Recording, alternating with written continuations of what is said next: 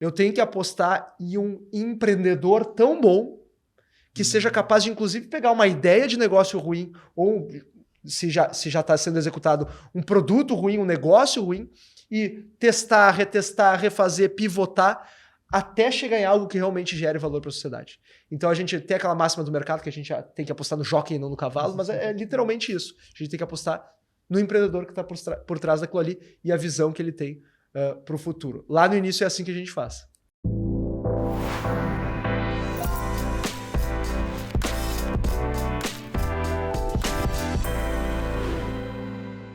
Olá, seja bem-vindo a mais um episódio do Margem de Lucro, um podcast do Jornal do Comércio que tem a curadoria da Fratini Consultores. Eu sou Rafael Codonho, sócio da Critério Resultado em Opinião Pública, e hoje a gente vai tratar sobre um tema que está ganhando muita força nos últimos anos no Brasil: investimento em startups. E para isso a gente traz as maiores referências aí do país no tema. Guilherme Henke é um amigo de longa data e a gente se cruzou em outros desafios no passado. Vou brevemente apresentar ele aqui, né?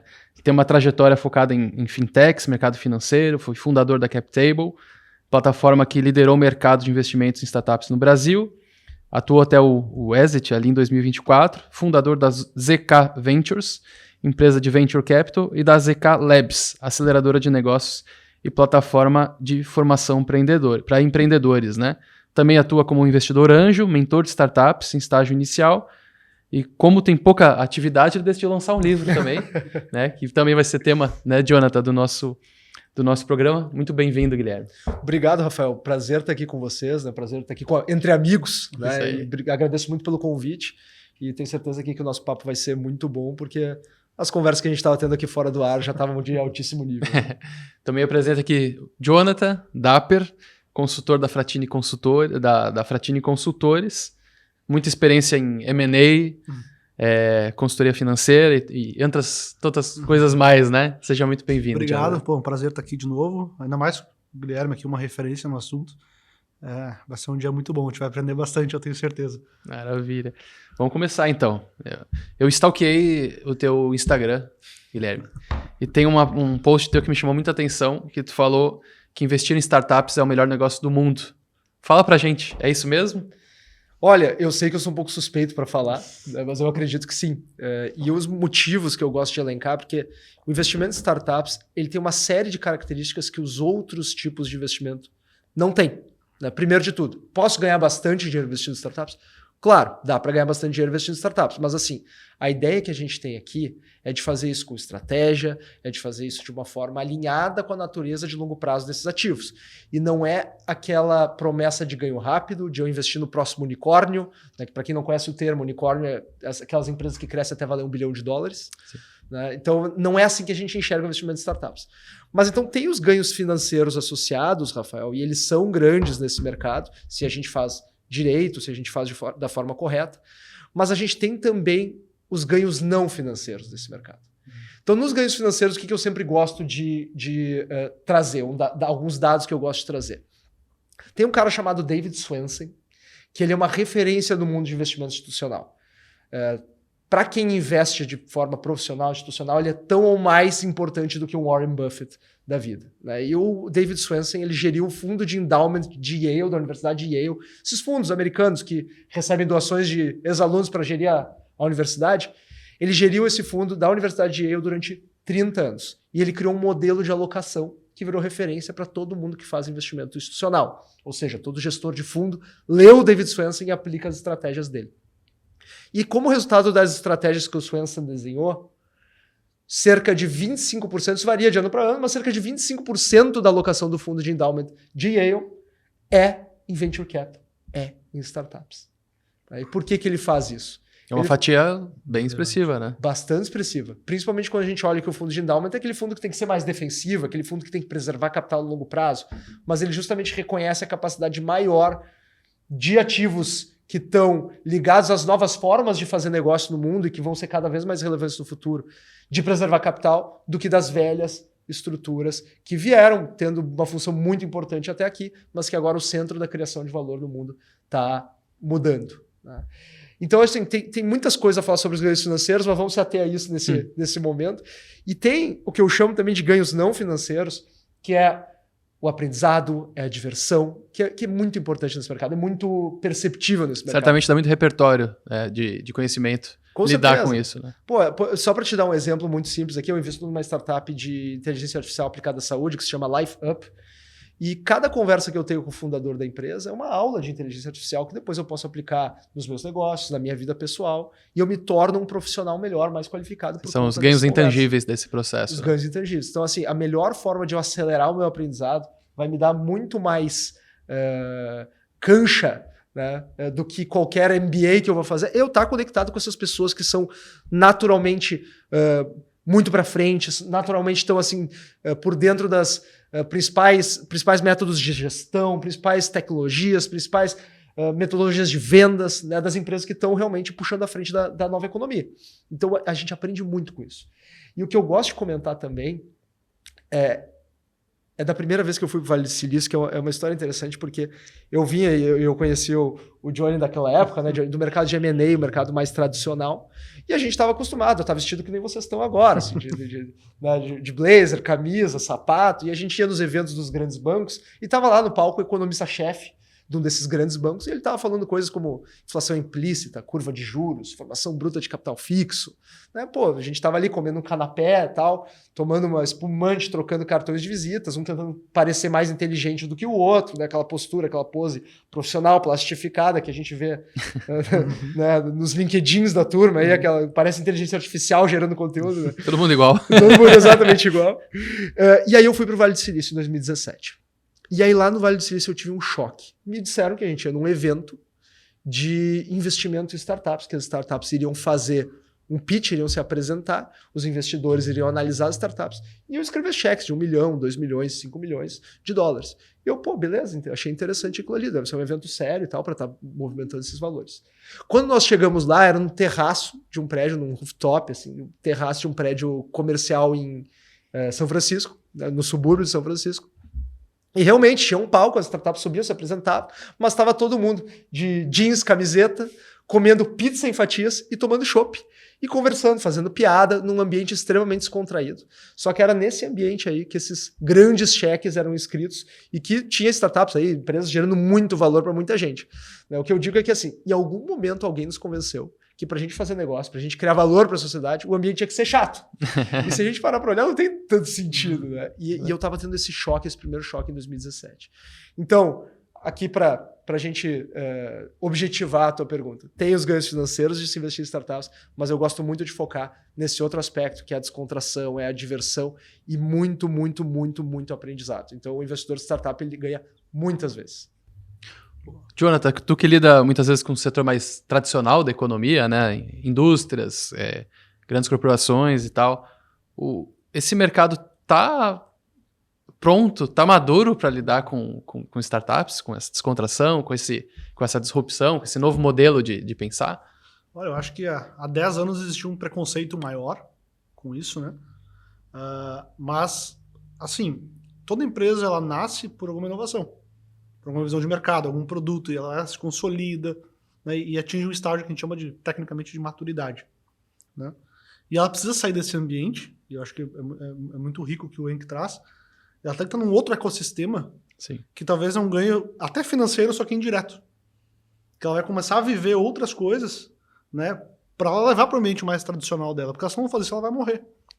Né? E o que eu vejo no dia a dia das nossas empresas aqui mais tradicionais é papo de eficiência, papo de controle, é papo de como é que a gente vai crescer 15% ano que vem, como é que eu melhoro margem, como é que eu reduzo dívida. É eficiência. Só que o mundo das startups, que é a parte que eu vivo, é outro mundo. Né? E isso é importante, essa visão para essas empresas, porque a essência das empresas tradicionais, elas virarem tradicionais porque elas tiveram uma visão de startup lá atrás. Perfeito. Né? No fundo, todo negócio surgiu como uma startup. Né? Exatamente. Eu sei que tem algumas características mais técnicas do que como uma startup, sim, mas, por exemplo, nas conversas que eu tenho de negócio de inovação, 90% do assunto é mercado, um problema do cliente, uma solução, como é que eu melhoro. Numa empresa, quanto tempo a gente perde de tempo falando disso? Pouquíssimo tempo falando disso. Capital de risco, imagina, né? Eu lido com empresas multinacionais. Pô, se um executivo errar e perder um dinheiro, nossa, ele vai ser demitido. Cara, na startup é o contrário, né? Eu participando de um projeto para investimento esses dias, a gente buscou algumas referências de de risco, né? Tem 85% de chance de não retornar o mínimo necessário numa startup. Cara, isso numa corporação é quase inaceitável. Como é que você dorme, Guilherme, com isso? Sabendo desses 85%. Eu acho que assim, a principal coisa que a gente tem que entender para saber como é que a gente faz para deitar a cabeça no travesseiro e ficar tranquilo em relação a isso é que o que eu gosto sempre de comentar é que o perfil de retornos de uma startup ele é muito diferente de uma empresa tradicional. Então, ao mesmo tempo que eu tenho 85% de chance de ela dar errado, se ela cair dentro dos 15% de chance de dar certo, o ganho é muito, muito, muito, muito maior. Né? Então, por isso que a gente sempre comenta que o jeito certo de fazer investimento em startups, tenho certeza que a gente vai falar mais sobre isso aqui na sequência, é montar um portfólio. É realmente ter 10, 15, 20 companhias investidas, não é tentar acertar aquela uma que vai dar certo, mas é montar um portfólio para que aquela que cair nos 15% ali das que dão certo, retorne tanto capital a ponto de pagar pelas 85%. Que ficaram pelo caminho, digamos. Que ficaram pelo caminho, exatamente. Perfeito. E a forma de investir em startups no mercado brasileiro, ela tem mudado ao longo dos últimos anos? Eu pergunto porque você acompanhou há muito tempo, e não só pela literatura, pela pesquisa, pelo estudo, mas vivendo isso, né? Então, sei lá, de 15 anos para cá, o que tem mudado no perfil de investimento?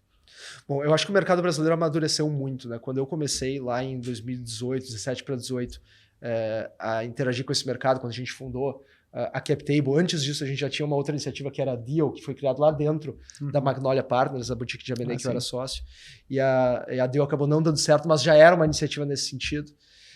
A gente tinha um ecossistema que estava se formando, né? Um ecossistema de investimentos em startups que era muito dependente ainda de capital, de BNDES, desses regimes próprios de previdência que tem Brasil afora, no setor público, né? Muito dependente ainda do incentivo público. E começou a migrar para um capital mais privado, eventualmente até um capital internacional. E aí, quando a gente viu a pandemia chegar, e aí toda aquela narrativa pró-tecnologia, juro a 2%, tudo isso foi um vento de popa para o setor. E aí a gente viu uma série de grandes fundos, de novos fundos sendo criados. Né? A gente saiu de 2,3 bilhões de reais investidos em startups em 2017 para 50 bilhões investidos em startups em 2021. Então foi um crescimento muito acelerado. Se a gente acha um mercado que cresce 15% ao ano, um mercado que cresce rápido, imagina esse mercado que saiu de 2,3 para 50 em 4 anos. Né? Então foi realmente assim, um mercado que cresceu muito. E quando a gente vê um mercado todo crescendo muito, tu vai criando as estruturas para absorver esse capital. Então, muitas gestoras novas de Venture Capital foram sendo criadas, muitos fundos de Venture Capital. Quando a gente fala de Venture Capital, a gente está falando desse mercado financeiro das startups. Né? Perfeito. E aí o próprio perfil dos fundos começou a mudar. Se lá atrás a gente tinha um venture capital brasileiro que estava mais procurando um tipo muito específico de empresa, a gente pode falar mais aqui, mas SaaS, B2B, Enterprise, né, era o que a maioria dos fundos procurava, era esse tipo específico aqui de empresa. Né? E aí a gente começa muita a ter receita recorrente também. Aquela receita recorrente, né, software as a service, né, que atende grandes corporações. Uma tese de investimentos muito específica que começou a se diluir. Começaram a ter fundos com teses mais específicas, com teses setoriais, o fundo que investe só em logística, o fundo que investe só em agro. A gente começou a ter uma diversidade no ecossistema de Venture Capital brasileiro. Fundos que antes faziam só cheques de 3 milhões de reais para cima, descendo para fazer cheques de 2 milhões, de 1 milhão, às vezes até de 500 mil. Né? Então a gente começou a ver essa diversidade, esse ecossistema de Venture Capital brasileiro começar de fato a se formar, amadurecer e se tornar robusto. E a nossa iniciativa lá com a CapTable veio justamente nesse sentido. A CapTable surgiu, Rafael, de uma visão que a gente tinha de que os grandes fundos já estavam ganhando muito dinheiro investindo em startups, mas o investidor pessoa física, assim como nós aqui, a gente estava fora desse mercado. Então, a gente que tinha ali um pouquinho em ações, um pouquinho em renda fixa, um pouquinho eventualmente em alguns imóveis, e queria alocar uma partezinha pequena do nosso patrimônio também em startups, era um caminho mais árduo, era um caminho mais difícil. Foi isso que a gente fez com a CapTable. As pessoas muitas vezes não sabem nem por onde começar, né? Não sabiam nem por onde começar. Então, a gente procurou criar uma plataforma que, guardadas as devidas proporções, mas que, do ponto de vista do mecanismo, se assemelhava a uma bolsa de valores, para que as pessoas com valores a partir de R$1.000, R$2.000, R$5.000 pudessem comprar pequenas participações de startups e depois revender entre elas. Né? Um mecanismo realmente parecido com a bolsa. Então, essa foi a visão que a gente teve ali. E depois de nós, enfim, surgiram uma série de outras plataformas também. Né? E veio como parte desse movimento de maturidade do setor. O setor trazendo novas alternativas, o setor atingindo novos tipos de startup, novos tipos de ativos e virando assim motor bem importante por trás da inovação no Brasil que a gente tem visto acontecer de uma forma bastante acelerada. Perfeito. Jonathan, mais uma pergunta nesse sentido, aproveitando o gancho, né? A gente está falando muito assim de investimento, de expectativa, né? Quem investe está apostando no futuro, né? E como bem disse aqui o Henk, a gente está tratando de um setor que tem mais volatilidade, tem mais risco, né? Como que o investidor deve fazer para equilibrar esse risco calculado com uma visão de resultado? Perfeito. Vamos lá. Essencialmente, né? Se tu pegar desde uma transação do Venture Capital que coloca R$100 mil lá numa startup, ou de uma grande transação de bilhões de dólares, né? A essência é a mesma. Está se apostando em uma projeção futura. Uhum. Essa é a essência, né? A única diferença é o nível de incerteza, mas a ferramenta é a mesma, né? E incerteza no mercado financeiro, a gente fala, ela não é ruim. Ela tem parte de uma correlação direta com o retorno. Então, se tem mais retornos disponíveis.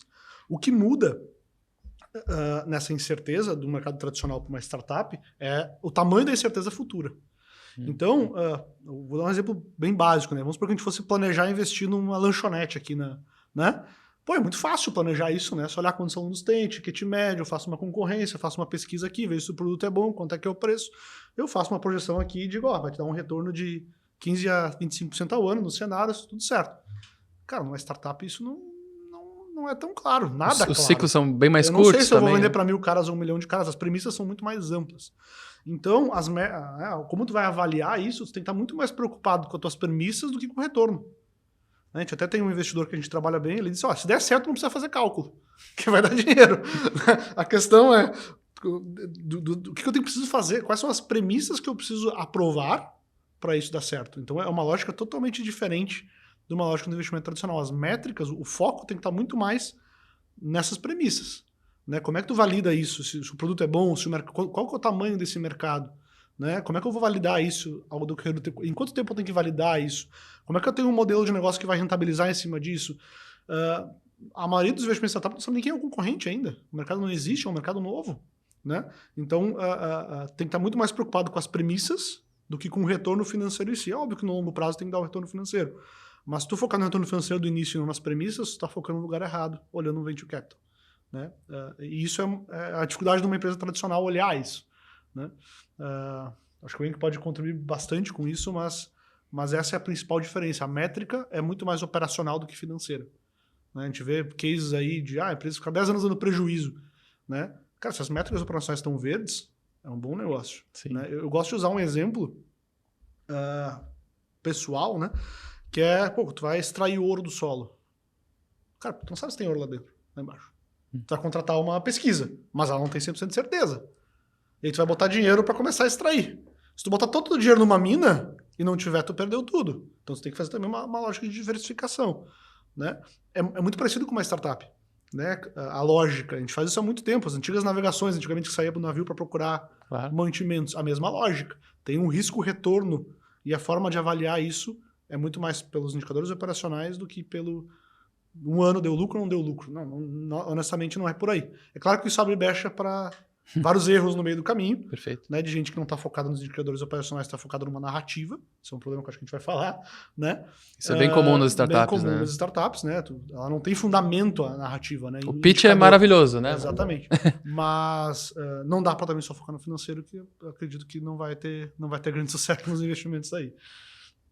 É isso, Guilherme? Concorda? Se eu pudesse complementar, eu acho que assim, ao longo da trajetória de uma startup vai mudando o desafio que a gente está vivendo. Né? E se lá no início a gente ainda não tem nada para mostrar, não tem sequer indicadores operacionais para avaliar, né? O que a gente precisa avaliar é o empreendedor e a visão que ele tem. Perfeito. Né? E aí eu tenho uma brincadeira assim, que eu gosto sempre de comentar, que é a seguinte... O Warren Buffett, ele tem uma frase muito interessante que é a seguinte: eu quero investir em uma empresa que até um idiota possa administrar. Por trás dessa frase dele tem o seguinte: eu quero investir numa empresa que ela tenha processos sólidos, que ela tenha uma governança forte, que tenha um corpo executivo qualificado, né? Que tenha canais comerciais bem desenvolvidos, enfim, que tenha toda uma robustez como companhia. Que resista ao idiota. Que resista ao idiota, que mesmo que eu botar um CEO completamente fora do esquadro, que a empresa ainda assim vai sobreviver, vai continuar vendendo, porque tem marca, porque tem canal comercial, porque tem gente boa lá dentro. É isso que o Warren Buffett prega. Warren Buffett, eu falo, jamais investiria em startups. Mas se ele investisse em startups, ele rapidinho, como um cara inteligente que é, ele ia perceber que aqui a lógica é inversa. Eu tenho que apostar em um empreendedor tão bom que seja capaz de, inclusive, pegar uma ideia de negócio ruim, ou se já está sendo executado um produto ruim, um negócio ruim, e testar, retestar, refazer, pivotar, até chegar em algo que realmente gere valor para a sociedade. Então a gente tem aquela máxima do mercado que a gente tem que apostar no jockey e não no cavalo, mas é literalmente isso. A gente tem que apostar no empreendedor que está por trás daquilo ali e a visão que ele tem para o futuro. Lá no início é assim que a gente faz. Tem uma questão que você aborda no livro também, que é esse paralelo entre investimento em bolsa e investimento em startups, né? Você falou um pouquinho dessa questão de gente, de liderança. O que você identifica assim, de semelhanças e de diferenças entre esses dois tipos de investimento? Falou da diversificação, né? Que é um pouquinho princípio universal do investimento, mas certamente tem muitas questões dissonantes entre uma escolha e outra. Eu acho que principalmente, Rafael, assim, quando a gente fala, tem uma questão estatística aqui, né? Como a gente falou então de diversificação, né? Quando a gente vai investir na bolsa, em ações, os retornos que as ações vão nos dar, elas seguem uma distribuição probabilística, uma distribuição normal de probabilidades, né? Então, uma curva normal, uma curva gaussiana, né? Chame como quiser, aquela curva de boca de sino. Sim. Ou seja, eu vou ter uma média para os retornos, né? E a maior parte dos retornos das ações vão estar próximos daquela média. Uma vai me dar 10, 20, 30% a mais, outra vai me dar 10, 20, 30% a menos, né, de retorno, mas elas vão estar mais ou menos próximas daquela média, né? Agora, quando eu invisto em startups, os resultados possíveis estão nos extremos. Então, ou a startup vai quebrar, ou ela vai me retornar 5, 10, 50 vezes o capital investido, né? O que isso significa na prática é que se eu for montar um portfólio de ações, para ganhar dinheiro, eu provavelmente preciso acertar mais ações do que errar as que vão subir, né? Então, por exemplo, se eu monto um portfólio de 10 ações, eu preciso, na média, ganhar dinheiro em 6, perder dinheiro em 4, para que eu realmente ganhe dinheiro. Quando eu invisto em startups, é o oposto.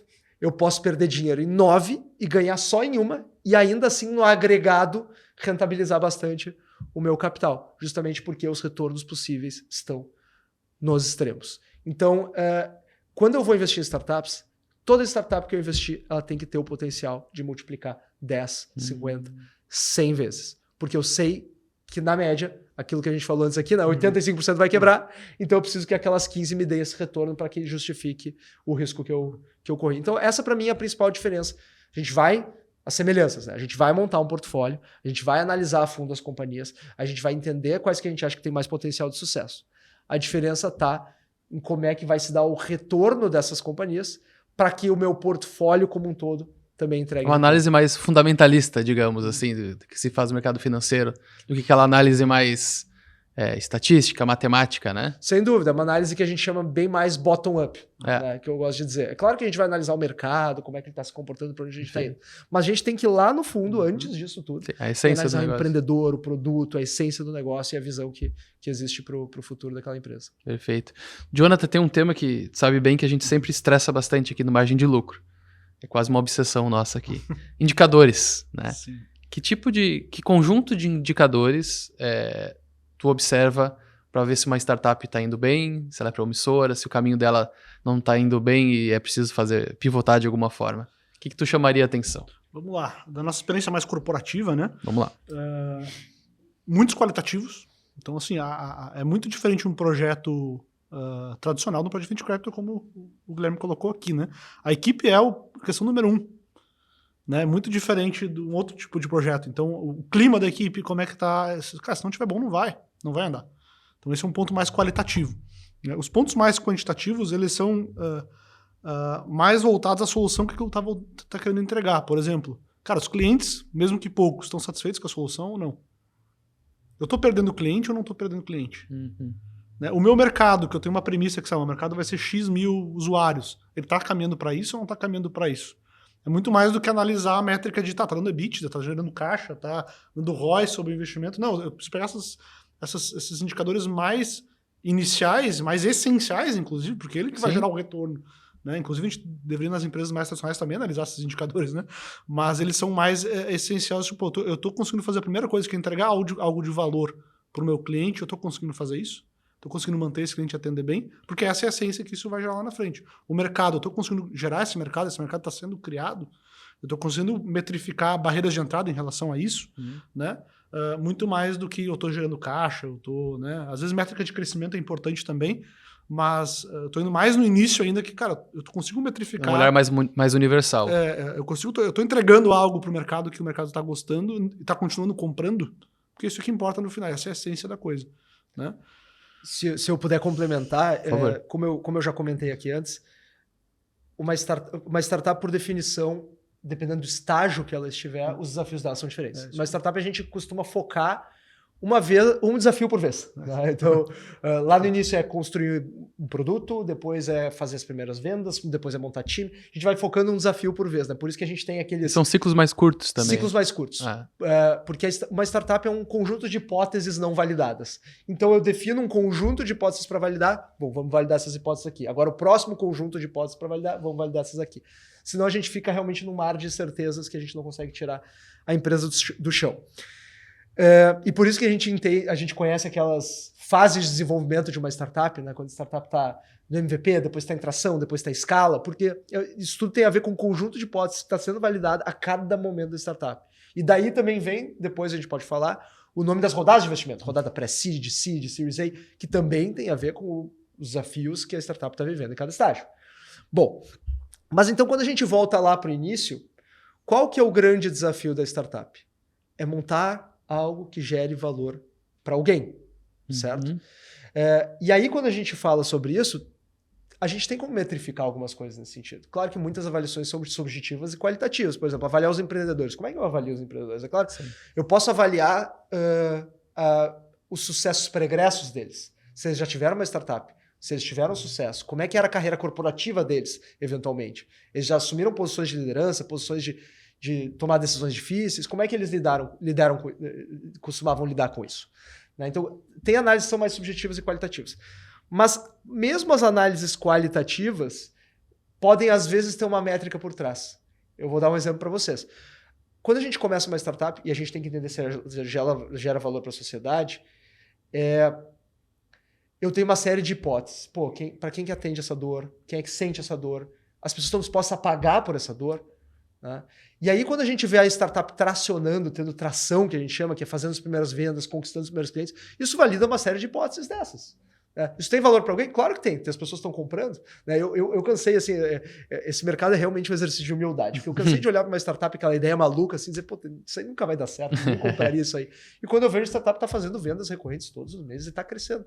E, pô, então, né, significa que eu estava errado. Ela está apresentando tração e está vencendo várias das hipóteses. É igual gosto musical. A gente vê uma coisa, um artista fala, isso aqui não tem nenhuma chance de dar certo e... Enfim. E quando vai. Exatamente. Coisas bem duvidosas, inclusive. Né? Então, por trás dessas hipóteses que, em tese, são qualitativas, ele está gerando valor para alguém, tem um modelo economicamente viável aqui, existem métricas associadas. Por exemplo, as métricas de tração. O crescimento, o faturamento, a conquista de clientes. E aí eu gosto também de comentar, como exemplo disso, na segunda mais famosa e primeira mais importante sigla desse mercado. A mais famosa é o MVP. A segunda mais famosa é o PMF, que é a mais importante na minha visão. O PMF é o seguinte, o meu produto, ele está modelado e está sendo entregue de uma forma que ele encaixa como uma luva nas necessidades do cliente. Né? Porque se ele estiver, eu tenho meio caminho andado. Se ele encaixa como uma luva nas necessidades do cliente, basta uma pessoa ficar sabendo que o produto existe e que quer comprar. Puta, onde é que estava o tempo todo esse produto? Quem de nós nunca pensou nisso, né? Onde é que estava esse produto todo esse tempo que eu não sabia? Pô, agora mudou minha vida. Isso é um produto com um PMF sólido. E se eu tenho PMF sólido, só me resta ir para o mercado vender. E aí o sucesso é consequência disso. Mas chegar num produto que tem o tal do Product Market Fit é um desafio muito difícil. E aí como é que eu sei que ele está no Product Market Fit? Tem alguns indicadores que eu posso acompanhar. O primeiro é o crescimento orgânico, ou seja, quanto da minha empresa está crescendo sem fazer esforço de vendas. Quantas pessoas estão indicando outras pessoas? Quanto esforço comercial estou tendo que fazer para fazer novas vendas? Né? Isso é um indicador bom de PMF. Outro indicador de PMF. Retenção, que a gente chama, pelo nome chique aqui, de churn. Né? Esse mercado tem série de termos em inglês, né, que já fazem parte do mercado. Mas a retenção, quantos nossos clientes que vêm gostam a ponto de ficar? Ou os clientes vêm, ficam um tempinho e depois cancelam o serviço? Né? Então o churn é uma bela métrica de PMF. Então assim, a gente parte das questões qualitativas que a gente tem que atingir, mas por trás delas tem algumas métricas que a gente pode atestar essas questões qualitativas. Perfeito. E aqui tem uma questão também me parece, me corrija se eu estiver errado, né? A natureza do relacionamento entre o investidor de startups com a startup é diferente do investimento no mercado financeiro, né? Tu fala muito ali no livro sobre o skin in the game, esse envolvimento pessoal que agrega muito, né? Por que você acha que é importante esse envolvimento de acompanhar o investidor, não ter uma relação fria de só aportar o dinheiro e cobrar o resultado, mas realmente se envolver com o time, se envolver com os desafios? Bom, eu acho que tem várias perspectivas para isso. Acho que, primeiro de tudo, tem como eu abordar o mercado de startups como uma alocação meramente financeira. Tem como eu decidir que eu quero investir em startups, que eu quero só jogar meu dinheiro ali e ver o que acontece. E ver o que acontece.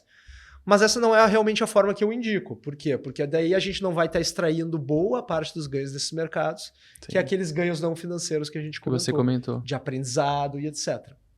Né? Por que eu acho isso importante, o envolvimento importante? Primeiro, justamente por essa questão do aprendizado. Né? Mas o segundo motivo que eu acho importante é que, às vezes, o investidor, se ele tem uma participação naquela empresa, ele quer que ela tenha sucesso. E muitas vezes o investidor é um cara experiente, é um cara que tem experiência de mercado, é um cara que tem uma visão diferente. E dentro desses milhares de desafios que uma startup está vivendo ali no início, daqui a pouco ele pode dar um atalhozinho ali que já muda a vida da startup. Porque uma startup tem várias válvulazinhas que ela pode apertar ali, abrir e fechar, e que tem muito impacto, porque ela é uma empresa que tem escala, que usa tecnologia, então qualquer mudançazinha ali, às vezes, pode ter um impacto existencial para aquela startup. E o investidor ele pode colaborar, e ao fazer isso, ele não só está gerando valor para a startup, mas ele está gerando valor para o próprio patrimônio dele, já que ele tem uma participação ali.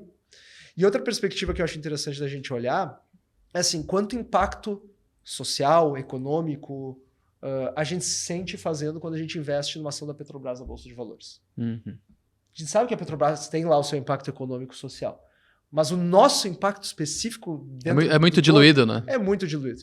Quando a gente investe numa startup, a gente sente isso de uma forma mais forte. Quando a gente participa da startup, a gente sente isso. É uma questão de propósito, assim, que conecta. Né? Eu sou investidor também de uma outra empresa que se chama Trashin, que faz todo um projeto de gestão de resíduos, acompanhamento de dados em cima dos resíduos. Ele sabe informar para a companhia, ele atende clientes corporativos, ela informa para a companhia quanto de resíduo está sendo gerado, o que dá para fazer por esse resíduo, para onde é que eu destino esse resíduo.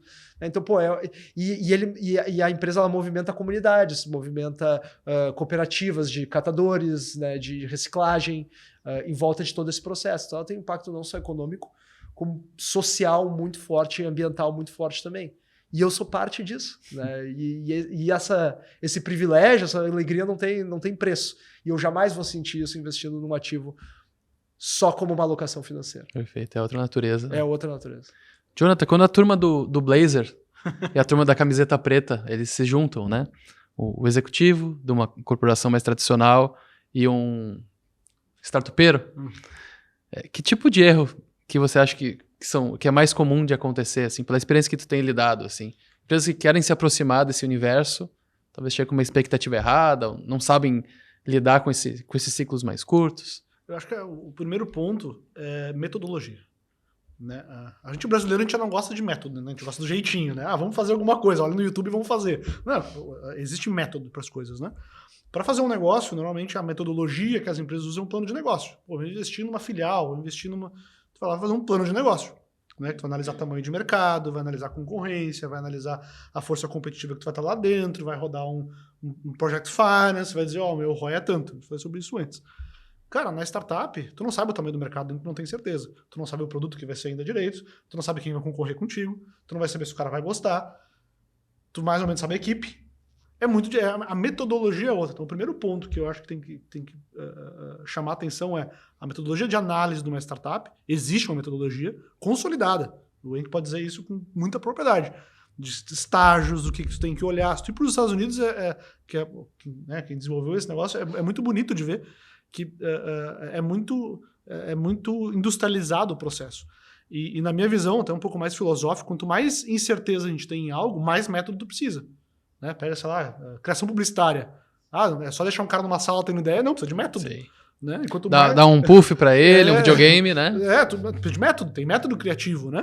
A área de P&D, uma área similar, né? Pô, vou contratar engenheiro, deixar ele sentado. Não, tem um método de gestão de inovação. É a mesma coisa para te fazer startup, tem um método de tu fazer isso. Você tem que primeiro validar essa parte, depois essa parte, depois é isso aqui.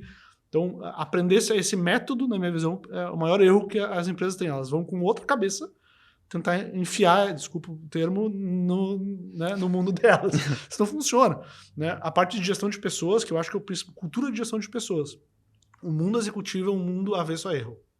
Perfeito. O cara executivo, ele tem, intimamente, ele tem medo de errar, porque ele vai perder o emprego dele. O startup é totalmente o contrário. Entende? Ele é estimulado a erro no bom sentido, porque se ele acertar, vale muito mais. Só que isso dentro do mundo, né? Eu tive um caso que eu não posso falar o nome, que eu acho que exemplifica bem, né? Um executivo de uma grande empresa que a gente trabalhou, ele dedicou 2 anos com uma equipe de 10 engenheiros para desenvolver um produto. Ele virou a piada da corporação. Pô, ele tá o cara que ferra o nosso incentivo de bônus no final do ano, porque ele queima nosso EBITDA. Ele torra 2 milhões por mês lá com a equipe dele. E a chance de dar certo aquele projeto era mais ou menos os 15% de chance. E deu certo? 1 bilhão de contratos, né, a longo prazo. Só que, cara, era piada dentro da corporação. Caso é raro. Esse caso é raríssimo, né? Que os incentivos corporativos não foram suficientes para matar o projeto. Exatamente. Na maior parte das empresas... Tinha tudo para se criar uma grande resistência. Exatamente. Né? E a probabilidade de ele fazer de novo errar é alta. Sei. Mas lidar com essa cabeça de um agente diferente, um nível de risco diferente e a metodologia diferente, né? E eu acho que ele vai comentar mais, né? Os corporate venture capitals, de tirar isso um pouco da estrutura, mas manter a relação, é uma arte. Acredito que tenha metodologia, né? Mas não dá para botar na mesma mesa, senão não vai dar certo, sabe? Então, línguas diferentes, né, Guilherme? Exatamente. Mas é muito interessante esse exemplo que está trazendo. Eu gosto de lembrar sempre o exemplo da Amazon, né? Porque o Jeff Bezos, ele incutiu na cultura da Amazon desde cedo, e até hoje, quando ela não é uma startup, é uma grande empresa, uma mega estrutura, uma forma de pensar de uma forma diferente esses incentivos corporativos. Né? Ele repete, olha, o nosso sucesso na Amazon ele é uma função de quantos experimentos a gente faz por ano, por dia, por hora. Né? Então, assim, dá para fazer diferente numa empresa, numa grande empresa, numa corporação grande. A gente só precisa ter os incentivos corretos. Você falou um pouquinho, Guilherme, antes da questão metodológica, das etapas. Assim. Queria que você explicasse para a nossa audiência, que é formada por executivos, investidores, empresários, empreendedores, essas rodadas, assim. Uma breve introdução e depois a gente faz o convite aí para as pessoas lerem o livro e se aprofundarem também. Certo. Bom, acho que primeiro de tudo, Rafael, começa na etapa que a gente chama de ideação. Né? Acho que dá para dizer que vem de antes, que é a inspiração, né? Quando a pessoa começa, quero empreender, quero gerar algo de valor para a sociedade, o que eu vou fazer em cima disso? E aí o que a maioria das pessoas faz, é um erro que as pessoas cometem, é o seguinte, eu quero começar um negócio, vamos ter ideias de negócio. Né? E eu brinco, né? A melhor forma de ter ideias de negócio não é pensando em ideias de negócio, é pensando em problemas. Né? Quais são os problemas que eu identifico na sociedade, quais são os problemas que eu sei que a minha mãe sente, que a minha avó sente, né? Que meus amigos sentem, o que eu sinto no meu dia a dia. Né? Os maiores negócios do mundo nasceram assim. Né? Só para ficar em um exemplo simples, né? O Airbnb, um exemplo clássico. Tinha uma conferência em São Francisco, os hotéis estavam lotados e as pessoas não tinham mais onde ficar. Era um problema, claro, que estava sendo identificado. O que os fundadores do Airbnb fizeram? Alugaram um quarto no apartamento que eles tinham para quem estivesse vindo para essa conferência, botaram um colchão de ar ali para as pessoas e ofereceram um café da manhã, né? O Airbed, colchão de ar, and breakfast, que é a origem do nome Airbnb. Né? Então surge de um problema real experienciado pelos fundadores que estavam percebendo. Não foi num brainstorming, então. Não foi num brainstorming. E uma série de problemas, assim, o Uber, o Travis Kalanick, os 2 fundadores, na verdade, eles estavam lá numa conferência em Paris, chovendo, querendo ir embora pro hotel, podre de cansado, e não conseguiu chamar um táxi, porque quando chove o táxi some, a gente sabe disso. Né?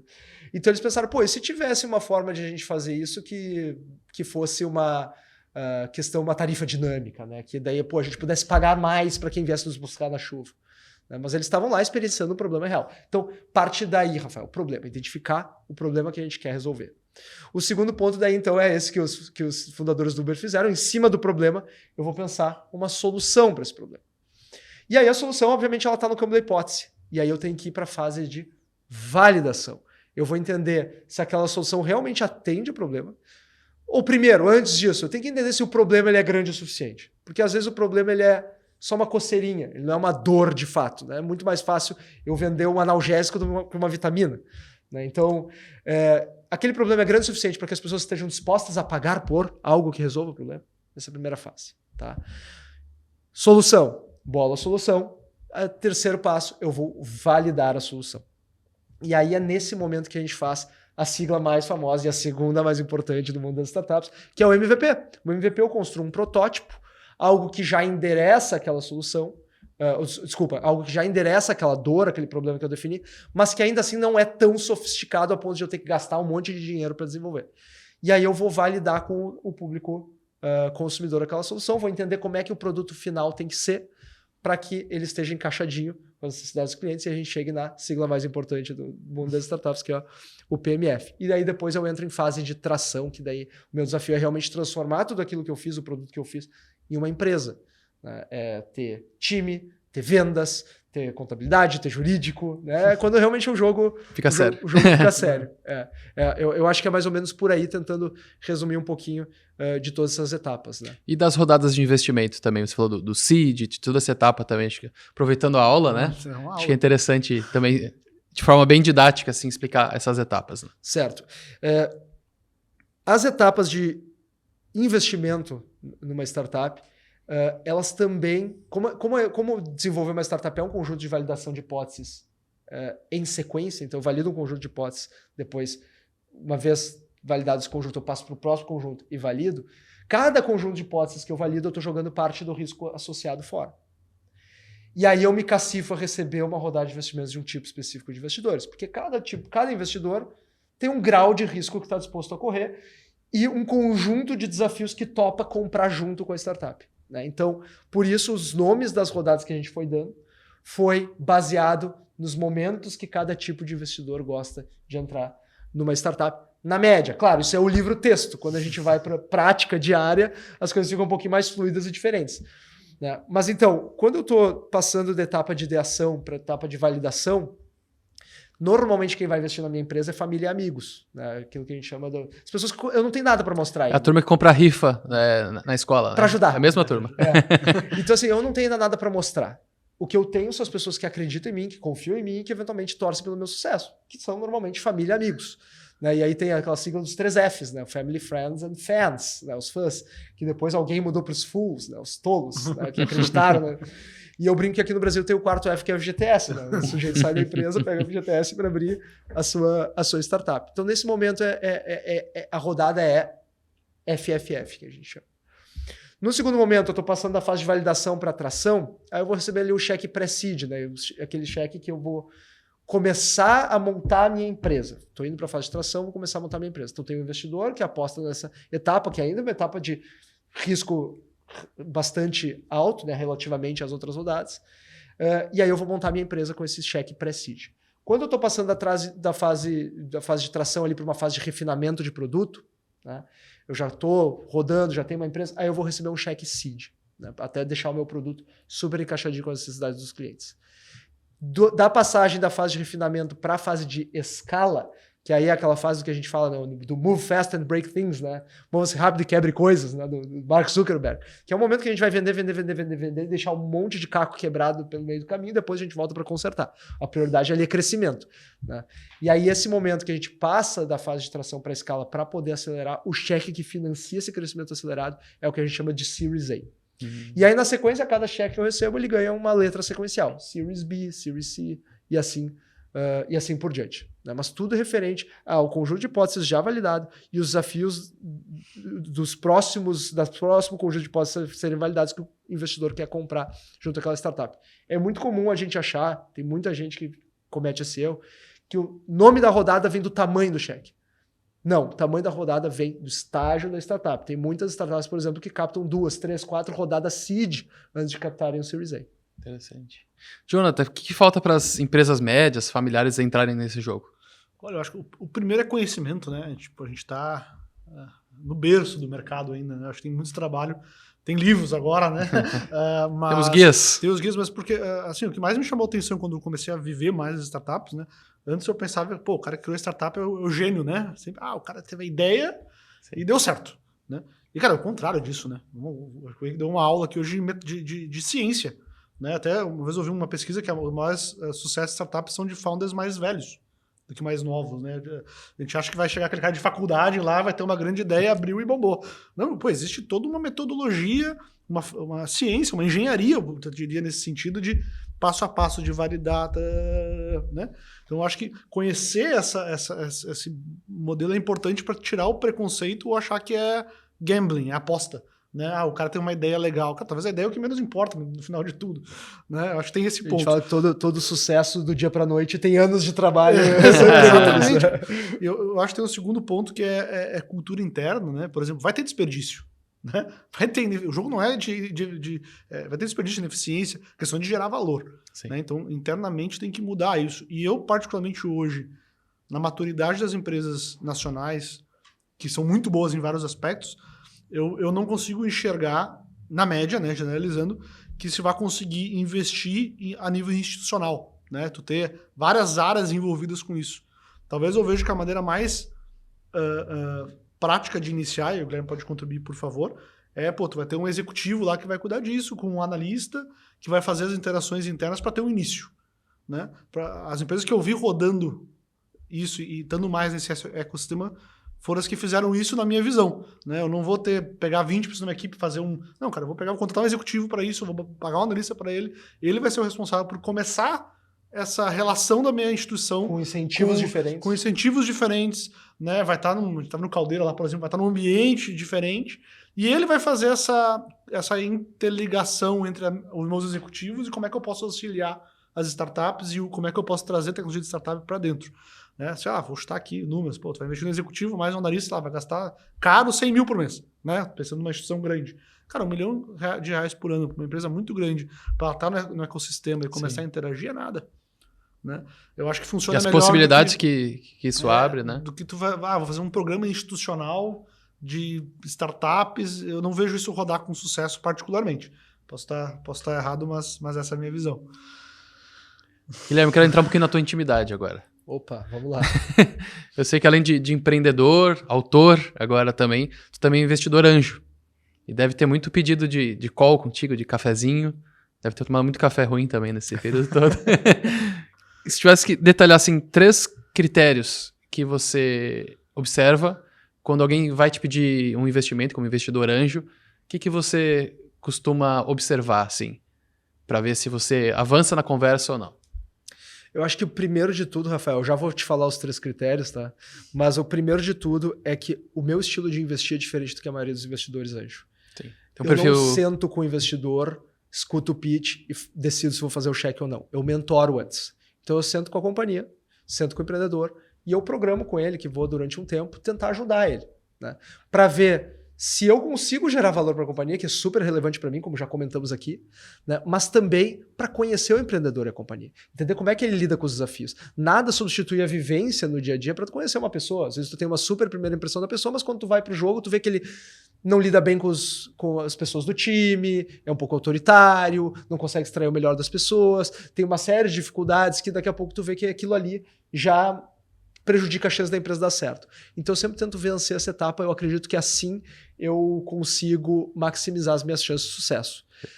Tem essa perspectiva, também tem essa outra perspectiva que é a seguinte, eu tomaria uma cerveja com o empreendedor, eu vou ficar muito tempo lidando com esse cara. Eu entro numa conversa com ele sabendo que eu vou gostar da conversa, que vai ser agradável, eu consigo me dar bem com ele. Isso pra mim é meu sócio Kleber, ele tem uma frase que é muito boa. Eu só contrato para critério o cara que eu chamaria para comer churrasco lá em casa. Senão eu não quero esse cara na empresa. Eu acho que é por aí. O meu critério é literalmente por aí. Assim. Então, acho que a primeira coisa que eu olho é talvez isso. Eu gosto do empreendedor. E a segunda coisa que também é referente ao empreendedor é esse cara me parece capaz de executar o que ele está me falando. Primeiro, assim, qualidade da visão dele, enfim, os sucessos pregressos, né? Se eu tô vendo que ele é um cara agressivo, que vai para frente, ou se ele é um cara mais passivo, eu tendo a acreditar mais em empreendedores agressivos. Então, gosto do cara, acho que ele é capaz de executar. Esses são os 2 primeiros critérios que eu olho. E aí os terceiros critérios que eu olho são... Tudo que vem depois desses 2 é detalhe. Sim. Mas daí eu vou olhar realmente assim, eu acredito nesse modelo de negócio, eu acredito no perfil de marcas, o que ele já consegue me mostrar para eu ter certeza de que ele está num caminho que ele pode ter sucesso, que ele tem um produto que atende uma demanda real das pessoas. Né? Por que isso está em terceiro? Porque se eu acreditar nos 2 primeiros critérios, que eu gosto do cara e que o cara é bom, eu acredito que qualquer coisa que venha em terceiro, se provar que não tá bom o suficiente, ele vai conseguir ajustar e refazer, que nem a gente usou o exemplo do Warren Buffett invertido aqui. Né? Então é mais ou menos por aí que eu começo, Rafael. Muito bom. Jonathan, sei que tu é muito atento à pauta de M&A, a gente fez um programa sobre isso, né? E queria que você analisasse também essa forma de investimento, né? Na tua experiência, é o que dá realmente mais ganho em termos de M&A, de resultado, esse tipo de operação? Vamos lá. Na minha visão, o Corporate Venture Capital, que a gente chama das empresas investindo, né, fazendo M&A em startups, deveria ser muito maior. Né? Porque as empresas têm capital para isso, elas têm poder para isso, e elas têm talvez algo, eu posso estar errado, mas elas têm algo para entregar para a startup que talvez o investidor só capital não tenha. Ela pode ajudar na validação de produto, ela pode ajudar na ideia, pode ajudar em laboratório, pode ajudar no go-to-market, pode ajudar na escala. Ela tem muita sinergia potencial. Então, eu vejo isso muito pequeno no Brasil ainda, mas as empresas que fazem isso de forma estruturada são as que têm muito mais retorno. Né? Se pegar até pesquisa, pegar investimento em P&D também, que normalmente entra dentro da área de P&D das startups, das grandes empresas. As que mais investem em P&D são as que mais crescem, mais próximas. A VEG, acho que é um exemplo disso. Acho que a gente tem o caso do estado aqui, que é a Randon, que está muito bem estruturada nessa questão, mas são pouquíssimas empresas, infelizmente. Né? Eu entendo pela questão cultural, mas talvez as grandes oportunidades de crescimento para essas empresas tradicionais seria dedicar um pouquinho mais de tempo nessa pauta de olhar startups, estar mais no meio, investir, entender, criar uma área estruturada para isso. E eu estou falando de M&A, literalmente, é isso. Né? Tu poder gerar posicionamento competitivo, não só crescimento, via compra de tecnologia e de pessoas. Né? Isso talvez é uma pauta que a gente não falou aqui hoje, mas que eu vejo muito. Um problema das grandes empresas é gente. Sim. Não é gente para executar, é gente com capacidade estratégica. E talvez hoje, cada vez menos, tu vai ter gente com vocação executiva. É uma vocação. Né? Tu vai ter vocação empreendedora.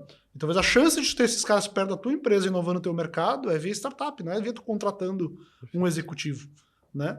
São coisas diferentes, né? São vocações mesmo, né? Não é questão de certo ou não errado. Então, para mim, deveria ser uma pauta estratégica do plano estratégico de médias empresas. Dinheiro eu sei que tem, honestamente. Né? O cara compra terreno, o cara faz pavilhão, o cara compra máquina. Né? Eu estava pensando um pouco sobre a entrevista. Eu tenho um cliente de calçado, por exemplo. Sabe quanto é que investe para fazer um calçado? De 300 a 400 mil reais. Entre pesquisa, matrizaria, mandar amostra para o mercado, lança-feira, marketing. Um calçado. Tem um cliente que investe em 20 calçados por ano. Ele não investe numa startup. O risco é o mesmo. Sim. É muito parecido o risco. Se ele acertar um calçado, salvou o ano. Sim, tem uma barreira de conhecimento, talvez de coragem, né? O perfil é parecido mesmo. Tu entende? O dinheiro existe, o investimento existe, mas a pauta estratégica... Não chegou, né? Não chegou ainda, infelizmente. Né? Espero que cada vez tenha mais livros aí para poder impactar, porque economicamente, né, acho que a gente pode dizer mais que isso, a riqueza de um país depende muito de inovação. Né? Eu vou além, Jonathan. Eu acho que inovação ela é a única ferramenta para garantir o diferencial competitivo de uma organização no longo prazo. Tá? No longo prazo, se eu me ater a fazer aquilo que eu faço, eu vou acabar caindo numa commodity. E se eu cair numa commodity, eu não tenho mais diferencial competitivo, eu vou ter que competir por preço, eu vou espremer minhas margens. No melhor dos cenários. No melhor dos cenários, exatamente. Quando eu não vou ficar para trás. Né? Então, a única forma de eu conseguir capturar rentabilidades acima da média do mercado é se eu tiver uma espécie de mini monopólio sobre um produto, sobre um serviço. Né? Então, eu conquistar uma vantagem de monopolista, né, por estar fazendo algo que os outros ainda não fazem ou algo muito melhor do que os outros fazem. E eu só faço isso inovando. Né? E aí tem um conceito interessante do Clayton Christensen, que ele escreveu o Innovator's Dilemma, o Dilema do Inovador. Né? E basicamente o que o Christensen fala é o seguinte: as grandes empresas, elas chegaram no estágio que estão, talvez inovando, e agora que elas estão lá em cima, elas têm o incentivo de proteger aquele modelo de negócio que fez ela chegar até ali. A gente falou um pouquinho sobre incentivos aqui. Né? Por quê? Porque ela observa toda a inovação como algo de margens mais baixas, atender uma outra fatia do mercado que eventualmente não interessa a ela, que não é um mercado tão grande, e isso que deixa os espaços para a inovação disruptiva, para as startups criarem produtos e serviços que começa com um mercado que não é tão atrativo, mas ela acha uma forma diferente de resolver aquilo ali, mais escalável, e daí depois chega a conquistar o mercado do incumbente daquela grande empresa, né, fazendo uma disrupção mercadológica, que é o termo que a gente começou a usar. Então, para as empresas se protegerem disso, elas não têm o incentivo de inovar dentro. Claro que muitas empresas, algumas são muito mais eficientes que as outras para inovar, mas o incentivo está contra elas. Realmente depende de muita disciplina corporativa e cultura para conseguir fazer uma grande empresa inovar. A gente citou alguns exemplos de quem teve sucesso com isso. Porém, uma forma muito inteligente e eficiente de a gente continuar inovando é o que tu comentaste. A gente está conectado com o ecossistema de inovação, que é quem tem o seu incentivo natural do dia a dia em inovar. Para uma empresa, para uma grande empresa, é artificial. Tu tem que estar fazendo força para ela conseguir inovar. Para uma startup isso é natural, está no DNA. Então, estar conectado com esse ecossistema é uma forma muito eficiente de eu estar inovando e trazendo coisas para dentro da minha grande empresa que vão me permitir... Quase por osmose, né? Exatamente.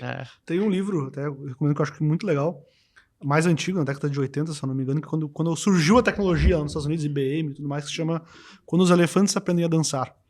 Né, que é uma pesquisa das grandes corporações de o primeiro choque que aconteceu de, né, vai mudar tudo, o que a gente faz? Choque cultural Como mesmo. é que a gente faz, né? Porque é uma mudança, é muito recente se a gente vai pensar todo esse movimento, né? E é um desafio cultural, de incentivo, é quase outra realmente biologia organizacional, falando, né? Então, criar isso e buscar referências, eu acho que referência e metodologia é o mais crítico, né? Basicamente isso. Muito bom.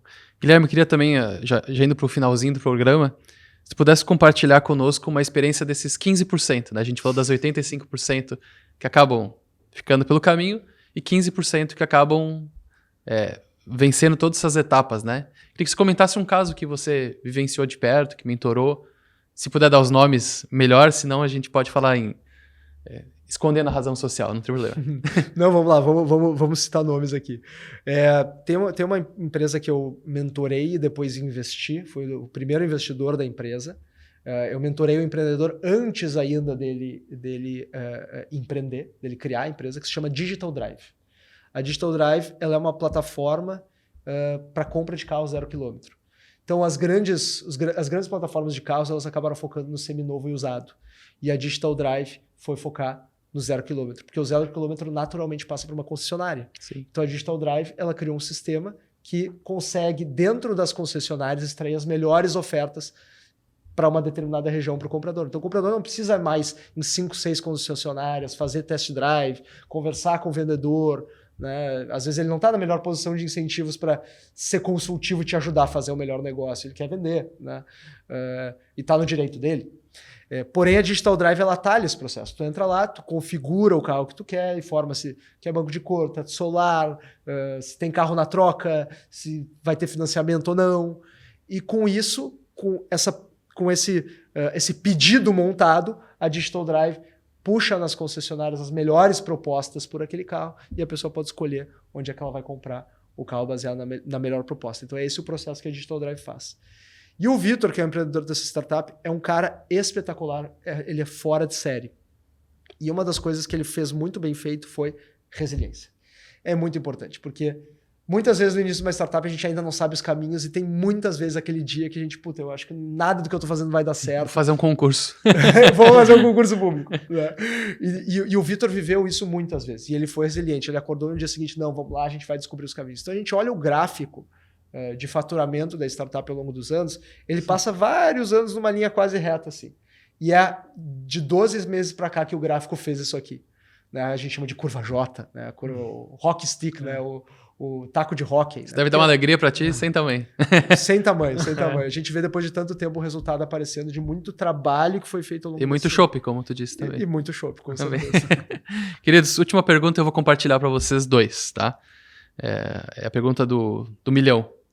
Por onde começar a investir em startup? Aí a gente falando para o público mais de empresários. Jonathan. Olha, eu acho que tem que ter disciplina de agenda. Conhece já o modelo da Fratini, né? Isso aí. Se tu não bota na agenda, tu não faz. Né? Cara, se tu vai uma vez por mês, tu tem que ir circular em ambientes. Acho que esse é o caminho. Antes de fazer qualquer coisa, cara, sei lá, uma vez por mês eu vou ir para um ecossistema diferente, uma vez por semana, uma vez por dia, dependendo do caso, e eu vou ter isso como referência e nenhum projeto funciona em um ano, né? Funciona em 1, 2, 3 anos. Então, colocar isso como no teu plano, na tua rotina, começar a estar dentro do ecossistema e, honestamente, se formar, aprender, ter metodologia, modelo de trabalho, eu começaria por isso. Né? Tem muita gente boa, o Guilherme aqui, envolvida nesse negócio e existe muito preconceito. Né? Eu conheci muita gente podia ser alto executivo de grandes empresas que resolveu fazer uma startup. Né? Altos engenheiros, né? fazendo projetos impressionantes. Né? Então, existe muito preconceito. Se começar a circular, vai ver que não é um negócio de garotada brincando de fazer empresa. Né? Bem pelo contrário. Eu acho que sempre quando a gente olha assim, para o desconhecido, a gente tem assim, um pouco de receio, às vezes preconceito. Né? Eu acho que o preconceito, muitas vezes, ele esconde um receio, um medo do desconhecido. Né? E o que eu posso recomendar, Rafael, como passo número 1, é começar a interagir com esse ecossistema. E sendo bem prático aqui. Toda cidade tem o seu hub de inovação. Toda grande cidade tem o seu hub de inovação, ou alguns hubs de inovação. Aqui nós temos o Instituto Caldeira, por exemplo. O Instituto Caldeira ele tem um programa de aceleração. Dentro desse programa de aceleração participam várias startups. Né? Por que eu não posso interagir, assistir, me inscrever para mentorar eventualmente alguma startup desses programas de aceleração, etc. Procura o Instituto Caldeira, te inscreve na agenda deles lá. Eles mandam por e-mail sempre as programações que tem, o pitch day, quando é que tem startup se apresentando. E aí tu pode colocar na agenda para ir lá participar. Né? Aqui nós temos, por exemplo, as aceleradoras de startups, a Wall, a Venture, que fazem um excelente trabalho. Eu posso me inscrever também na newsletter deles e começar a ir lá participar, fazer um investimento ali, na aceleradora, um investimento um pouco menor, aí eu já começo a interagir com as startups, eu preciso botar a mão na massa desde já. Tá? Esse é o passo número 1. O passo número 0 é um livro que ensina a qualquer pessoa a investir em startups, que é o livro que eu escrevi, ele está aqui. Como investir em startups, da teoria prática, manual completo para quem quer começar com segurança. Esse aqui é do nosso anfitrião, eu trouxe de presente aqui para ele. Espetáculo. Depois você tem que fazer a dedicatória para mim. Com o maior prazer. E para adquirir o livro, Amazon, tudo mais, está nos canais de venda. Está na Amazon, está nas livrarias de todo o Brasil. Inclusive, é curioso, Rafael, porque quando eu escrevi esse livro, a minha ideia era compartilhar um pouquinho de toda a minha vivência, porque eu achava que poderia ser útil para um nicho muito específico de pessoas, que são as pouquíssimas pessoas que têm interesse em investir em startups. Mas eu fiquei muito surpreso que esse livro chegou na lista de mais vendidos do Brasil. 4º lugar na categoria negócios, inclusive. Parabéns. Legal, se tornou um best-seller. Né? Então até deu um pouquinho de esperança assim, em relação ao nosso Brasil, que talvez a mentalidade esteja mudando. Então quem quiser aprender a investir em startups, fica o convite para conhecer o livro. Realmente eu tentei fazer uma leitura fluida, simples, sem jargões, sem tecnicidades, para que qualquer um seja bastante acessível essa leitura para aprender a investir em startups. Quem vai estar fazendo pela primeira vez. Que bom e que pena. Que bom que o programa foi excelente. Sempre bom estar na companhia de vocês e que pena porque eu queria ter tratado de muitos outros aspectos aqui que o tempo não permitiu.